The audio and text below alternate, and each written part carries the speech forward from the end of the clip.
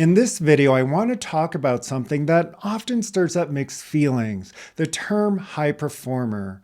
As a coach for heart-centered high performers, I frequently encounter people who get triggered by this term. Let's explore why that happens and how we can reframe it to support our growth and expansion. First, let's address the elephant in the room. Why do so many people get triggered by the term high performer? The root cause often boils down to feelings of unworthiness and past traumas. When we hear high performer, some of us immediately think of intense competition, stress, or unattainable standards. These reactions are often rooted in old wounds or societal pressures that tell us we're not enough unless we're constantly achieving. But let's take a step back and redefine what it means to be a high performer. To me, a high performer is simply someone who aspires for something greater than they are now and is willing to take action towards that aspiration. It's about having an orientation to life that is towards growth and expansion. Maybe it's through working out, eating better, learning new skills, or any other form of personal development, really. High performance is not about suffering or pushing through endless hurdles. It's about expansion and thriving. It's about recognizing that you have the potential to be more and do more, and then taking the steps to move in that direction. This journey is deeply personal and unique to each individual. It's not about comparing yourself to others or meeting external standards. It's about your own path and your own growth. If we resist the idea of being a high performer, we might actually be cutting ourselves off from growth. By not adopting this mindset, this heart set, we're energetically defining ourselves in a limiting way. Think about it. If you believe that striving for high performance means stress and burnout, you're likely to avoid it altogether.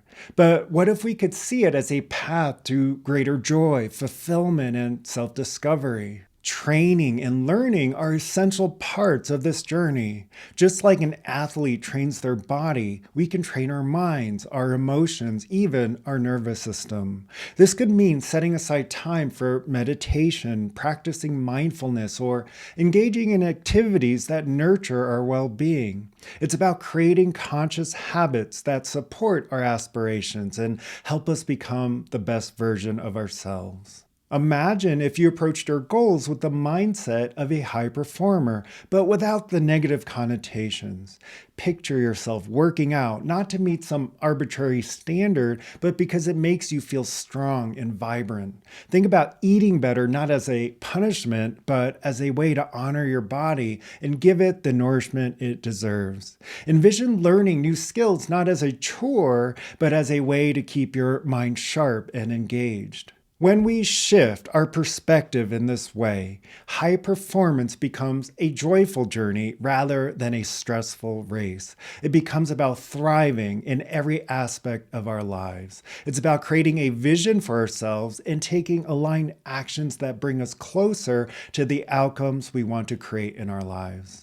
High performance is a long game. If we're working to burn out or our energy often follows a pattern of intense bursts followed by deep crashes, that's not true high performance, at least not how I define heart-centered high performance. We have to care about the inner emotional states we know day by day, effectively managing our energy and overall well-being.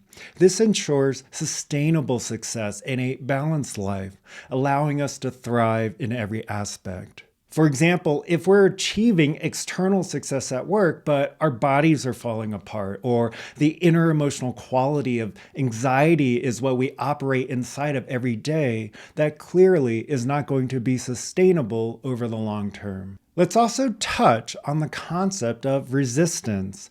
When we resist the idea of being a high performer, we're often resisting our own potential. This resistance can manifest in various ways: procrastination, self-doubt, or even physical discomfort. But when we acknowledge and release this resistance, we open ourselves up to incredible possibilities. One powerful way to overcome resistance is through self-compassion.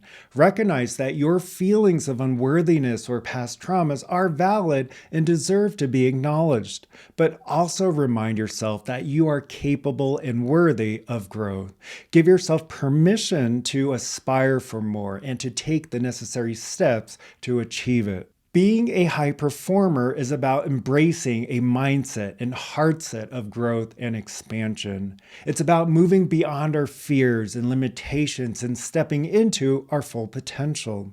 It's about creating a life that feels aligned with our deepest desires and values. So next time you hear the term high performer, I invite you to see it through a new lens. See it as a call to step into your power, to honor your aspirations, and to take actions that support your highest good.